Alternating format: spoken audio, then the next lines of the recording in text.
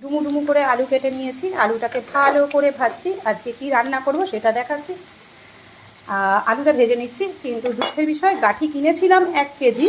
আমি একটু মদনপুরের ওদিকে গেছিলাম, ওখান থেকে আর কি দেখলাম গাঁঠি আছে, গাঁঠি কিনে নিয়েছি। কিন্তু কিনে গাঁঠি দেখুন 1 কেজি গাঁঠির থেকে আমি কোনটুকু গাঁঠি পেয়েছি, এইটুকু গাঁঠি পেয়েছি। সব নষ্ট নষ্ট নষ্ট।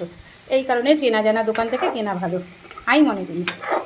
ঠকে গেছি পুরো। এটা এই যে চিংড়ি দিয়ে করব। গাঁঠি আলুর তরকারি ফুটে গেছে। চিংড়ি মাছ আছে কিন্তু বেশি নেই, অল্পই আছে। এই যে ফুটে গেছে গাঁঠি আলুর তরকারি। এবার একটু মিষ্টি দিয়ে দেবো। আমি কিন্তু একটু সব জিনিসেই মিষ্টি খাই, আমার ভালো লাগে। এবার কেউ আবার আমাকে না বলে যে আমি ঘটি বা মিষ্টি খাই, ভালো লাগে। আর এই খাওয়াটা শিখে গেছে আমার ছেলেপুলে, ওরাও বেশ ভালোবাসে সবজিতে মিষ্টি মিষ্টি হবে। টকবক করে ফুটছে, টকবক করে ফুটছে পুরো। গন্ধটা ভালোই বেরিয়েছে, একটু গরম মশলা দিতে হবে।